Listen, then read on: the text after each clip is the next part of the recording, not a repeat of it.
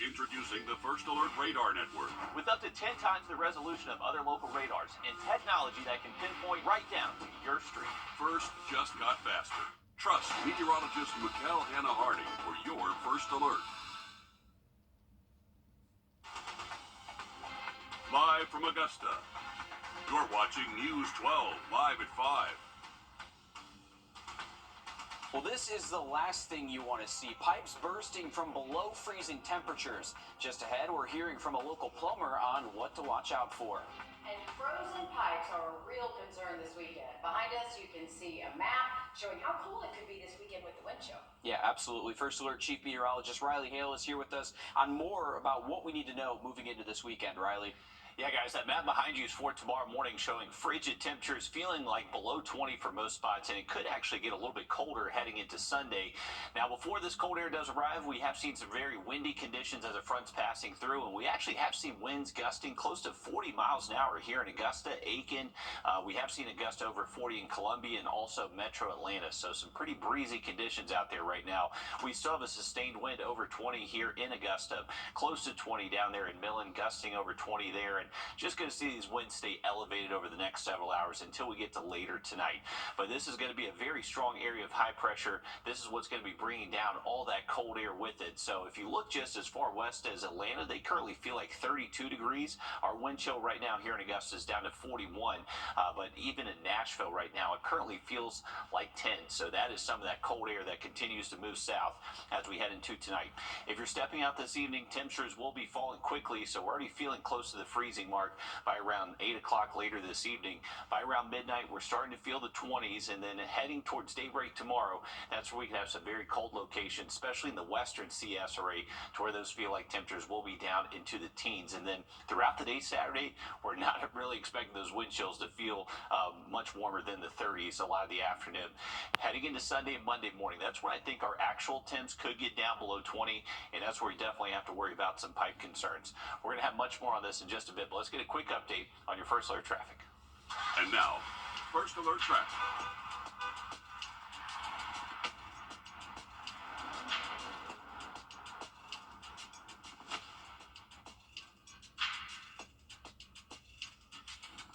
All right, here's a live look at I-20 and looking towards the Augusta Canal and the Savannah River. And right now, traffic, eastbound, westbound lanes, not impacted too much. So if you are heading towards the state line, looks like traffic is okay.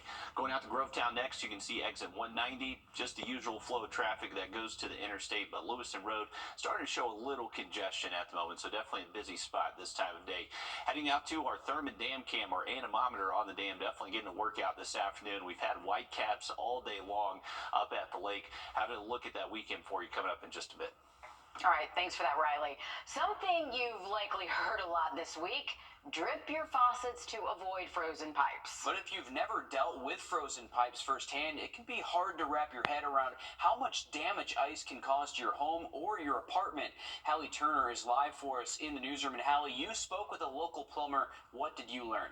Well, we want to say the main issues plumbers are seeing over and over again. We'll get to Hallie in just a moment. But the problem is most people are dripping their faucets, but only with cold water. Most of the pipes that have burst are coming from the hot line. The pros are saying most people don't realize that the hot water is still sitting in the pipes even when water is not running. And, you know, as it sits there with the temps decreasing, it turns to ice. Plumber Matt Lever says the reason for this problem: the newer faucets that don't offer an option for both hot and cold at the same time.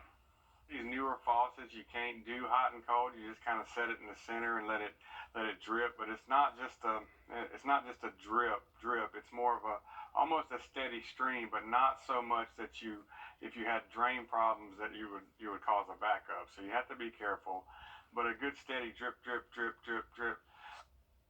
And just during that interview, Matt says that his phone went off 10 times, so the freeze is coming. But don't worry, coming up all new tonight on News 12 at 6 o'clock, we hear more helpful information from Matt as to how to prevent your pipes from freezing and then other things inside your home from suffering during this cold weather. So some important tips here to keep in mind as we move into the weekend. And you can learn more about how to protect your home, pets, vehicles, and more by scanning the flow code here on your screen. It'll take you to our website, wrdw.com, where we have a wide variety of winter weather guides.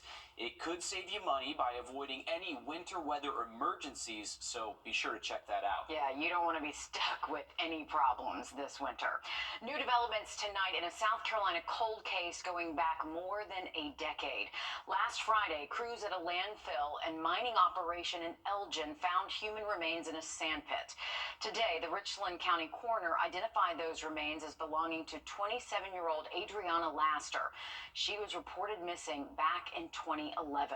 The focus of the investigation now shifts to recovering the rest of her remains from the area, so a cause of death can be determined. The Richland County Sheriff says they already have a suspect.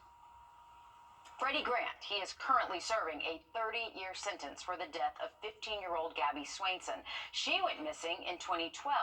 Grant later pleaded guilty to her kidnapping and murder. Sheriff Leon Lott says they had a strong feeling Grant was connected to Laster's death too, but now that there's a body, they can file murder charges.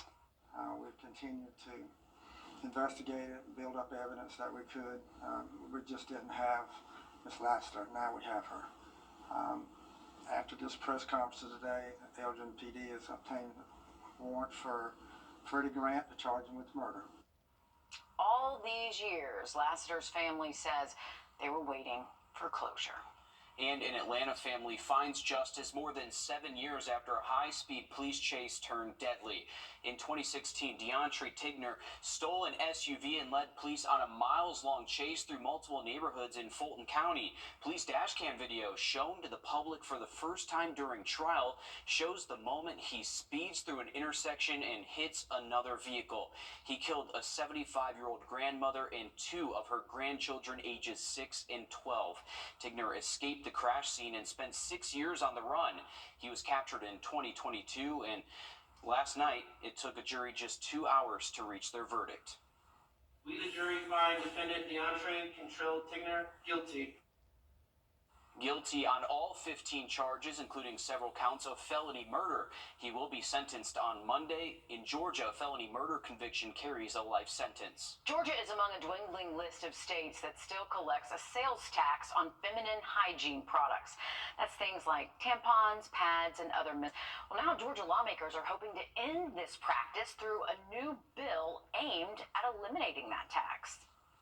Now's the time to fix that. We give tax exemptions to planes, to boats, why not to women? Many public health experts say period products are essential goods. Tax exemptions on these products could potentially save women hundreds of dollars per year.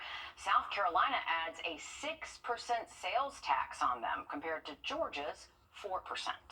South Carolina leaders say they need to do more to ensure every family has access to high quality and affordable child care. Now lawmakers are advancing their first attempt this year at doing something to solve that. Our State House reporter Mary Green has the details. A big reason why there's a shortage of childcare here in South Carolina is because there's a shortage of workers. These centers have to adhere to legally mandated staff-to-child ratios. So if a center is having trouble hiring, that means fewer children can be enrolled there. We've heard from providers directly in our childcare landscape that hiring is a barrier. Now, while this bill will not fix all woes involving hiring process and the need for staff in childcare, we do believe it is a step in the right direction. This bill would remove an existing requirement that for workers to be hired at childcare centers, they must have at least 6 months experience doing that job or be directly supervised by an experienced coworker for 6 months. It would also expand the educational requirements for childcare providers to give more potential workers an opportunity to fill jobs. Currently, childcare providers must have a high school diploma or GED. This bill would expand that to also include people with a certificate of completion or a South Carolina high school employability credential, which could help people with disabilities fill these critical and open positions. Senate Bill 682 will open the doors for so many and truly allow an untapped workforce to be recognized and qualified to work in childcare settings. This bill also aims to strengthen training for child care providers by requiring that they complete 15 hours of health and safety training within 3 months of being employed at a center. Reporting from the State House, I'm Mary Green. The bill had its first hearing this week in a Senate subcommittee, which advanced it to the full Senate Family and Veterans Services Committee. For the first time in years, there is a confirmed case of the measles in Georgia. Just ahead, we'll break down what you need to know. Riley? And we have issued a first alert for some dangerous cold temperatures heading our way this weekend. We'll have that full forecast just after the break. Time and temp. I don't know. Because he didn't call my dad. Take a look at this. Okay, we think it's cold here, but this is from the Great Falls area. It's creating a frozen wonderland in Paterson, New Jersey. People are braving below freezing temps and slippery walkways to visit the ice-covered trees, benches, and lampposts. No, thank you. I'm not sure a wonderland is the correct term for that. For some people who are braving the cold weather right now and a lot of across the country here. But Riley, thankfully we don't have to worry about anything that extreme. But could we see any ice this weekend or anything, Luckily, no frozen precipitation here in our part. Just going to be dealing with some very cold temps up there in New Jersey. Obviously, the ice, it looks beautiful, but also very destructive out there. But luckily, no ice concerns here. We're just going to see some very cold temps. We have sunny skies out this afternoon and very gusty conditions, especially up at the lake. We have seen the wind gusts up to around 40 miles an hour times for most spots. A sustained wind over 20 miles an hour. So impressive. Temperature still pretty chilly, 48.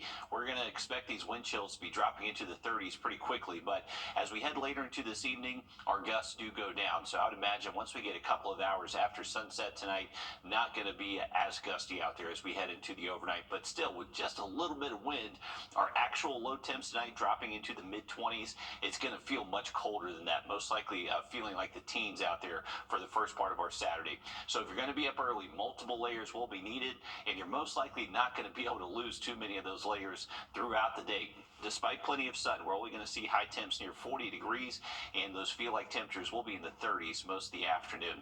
We are going to continue a first alert. Just going to be dangerous cold out there, especially for your outdoor pets. And I believe the only night we have to worry about pipe concerns is going to be Saturday night into Sunday morning, and then possibly again Sunday night into Monday morning. So those are going to be our 2 mornings to where we could drop below 20 degrees, and that's usually when we have to worry about pipe concerns here in the south, is whenever our temperatures drop below 20, especially for several hours in consecutive, just several hours. What am I trying to say? For consecutive hours, if it stays cold below 20 degrees, that's when we have to worry about pipe concerns. That could happen Saturday night and Sunday night. Wind chill, here you go, across the area by daybreak tomorrow morning. Could feel as low as 15 for places like Washington, up towards the lake as well.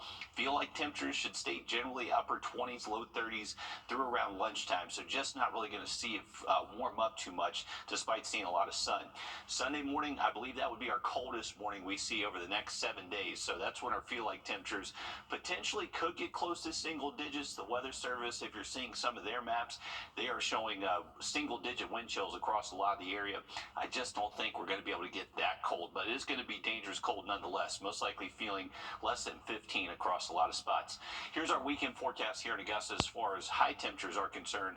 42 both Saturday and Sunday, so close to 10, 15 degrees below average with our high temperatures as well, but staying nice and sunny. So if you're going to be outside, just going to need those layers out there, but no rain or forecast anytime soon. Until we get to next week, you can see by around Wednesday, Thursday, Friday next week, those temperatures get much warmer, and that's when our rain chances do start to increase. So we are actually bringing back the opportunity maybe for a few thunderstorms as we head late into the week next week.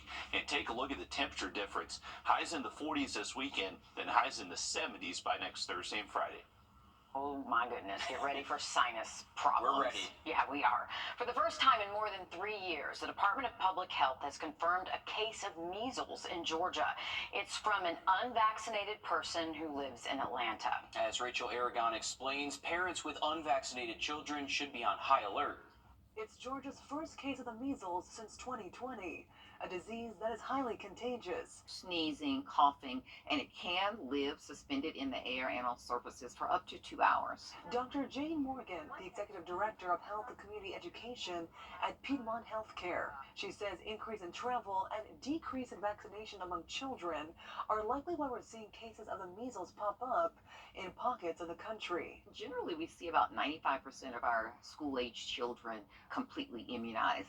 In the last 2 or 3 years, that's dropped to 93%. And while that doesn't seem like a big percentage, it actually is because it's not uniformly spread. The CDC recommending children receive the MMR vaccine at an early age to protect them and your family from the measles, which is not just a little rash. So the symptoms of measles can be similar to the symptoms of other respiratory viruses that we see. Other symptoms include high fever, coughing, and runny nose. And while both adults and children can get the measles, doctors say little ones are more likely to have severe health complications that follow. If you have a child under the age of 5 and that child has not been vaccinated, please have your antennas up for whether or not this could be a case of measles, especially if you are aware of another case or there has been any travel. And something else to keep in mind, measles symptoms usually appear 7 to 14 days after contact with the virus. People with symptoms should contact their doctor immediately. Also in Georgia, Emory University was just awarded $1 million. The money will expand clinics catered to treating long COVID. A main focus of the first of its kind grant will be on minority and underserved populations. Those are people who have been disproportionately impacted by long-term side effects of the virus. Still to come, one South Carolina player is gearing up for the women's amateur at Augusta National. We'll share her journey to get here coming up next. First Alert Radar is by Linex, located just across the river on the Aiken-Augusta Highway. The invitations for the 5th edition of the Augusta National Women's Amateur are officially in the mail. Soon the best women's amateur golfers from around the world will be right here in Augusta. Among those invitations is one for Anna Morgan. Beth Hool has more about how Morgan feels about playing on hallowed ground. It's one of the greatest golf courses in the world. You don't go to Augusta unless you're one of the top players in the world.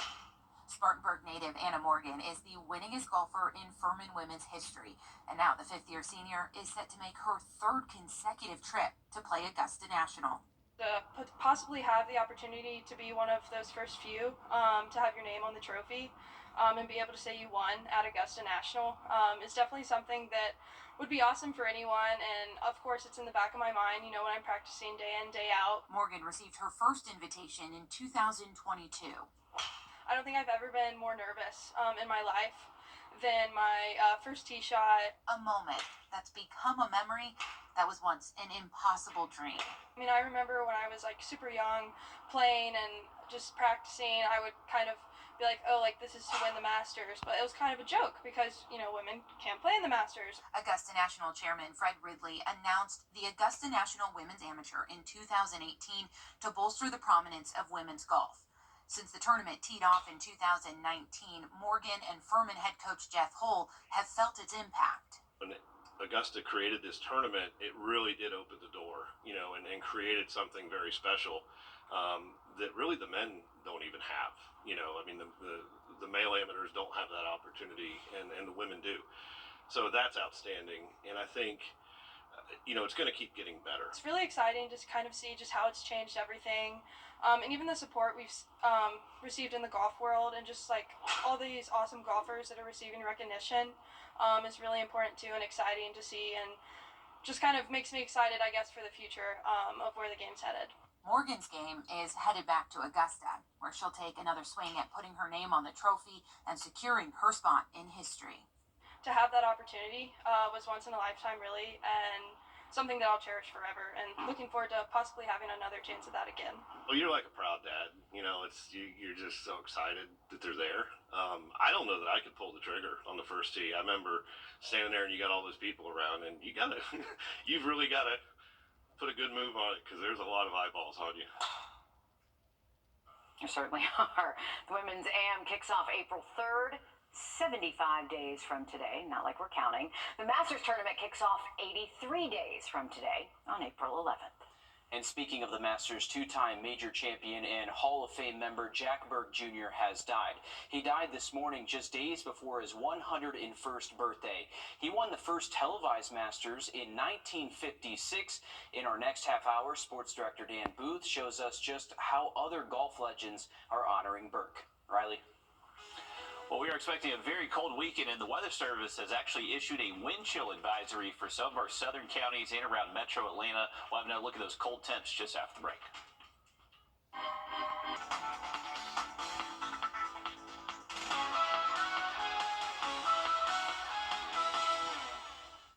Let's take a live look at the Savannah River from our SRP Park Cam. A cold afternoon, definitely been a windy day. It will turn a little bit less windy, though, as we head later into this evening and tonight. Temperatures cooled off quick. We did hit a high temperature of 54. We're down to 48 right now, and still a steady northwest wind over 20 miles an hour. That wind and combination of cold air moving tonight is going to bring us wind chills down between 15 to around 20 degrees across most of the area by early tomorrow morning, and then feel like temperatures even tomorrow afternoon are expected to stay near freezing or less. So it is going to stay very cold out there Saturday, and then by Sunday morning we potentially could see actual low temps down into the teens. So that is going to be a night we have to worry about some pipe concerns. No rain in the forecast though until we get to the middle of next week. All right. Thanks, Riley. Stick with us. We have more news, weather, and sports coming up after a short break as News 12 Live at 5 continues. Watch WRDW News at 5:30 weekdays for What the Tech. Sponsored by Augusta Preparatory Day School, leading the CSRA in STEM education. A family room without family is just a room, but when there's space for everyone, it becomes the heart of the home. Nobody knows that better than Rooms to Go. It's why we've teamed up to create living room solutions for everyday life. Whether you need a place to relax, recharge, or watch your favorite show with the whole family, you'll find our show's on. Come check it all out. It's Drew and Jonathan for Rooms to Go. It's a new year, and many homeowners start thinking about home improvement projects this time of year. Your roof is one of the most important investments for the security of your home, and thankfully, the professionals at Roof Savers specialize in roof rejuvenation, which will extend the life of your asphalt shingle roof by 5 to 15 years. I'm here with Russell Beckham, one of the owners of Roof Savers, and Russell, explain what roof rejuvenation is and the Roof Savers process. So, roof rejuvenation is the process of reintroducing the protective qualities to asphalt shingles, such as the flexibility, the granular adhesion, and also adding resistance to hail damage. Our first visit to a customer's home is to evaluate the roof. We are looking for any leak-prone areas such as damaged pipe boots, loose chimney flashing, things like that, and we want to correct all that before the process is started. Then we will soft wash your roof to make sure all the black algae and moss and dirt come off. Then the roof is treated with the rejuvenation to extend the life of the roof. The roof is a major expense. This product can save you a ton of money. As you can see the before and afters, and it is plain as day. This was simple, in and out process. It's a win-win for everybody. Please dial the number on your screen right now and extend the life of your roof by 5 to 15 years and save thousands of dollars in the process. Hear what other people are saying about Roof Savers? Use the keywords Roof Savers Georgia on Google and check us out online at myroofsavers.com. Join us right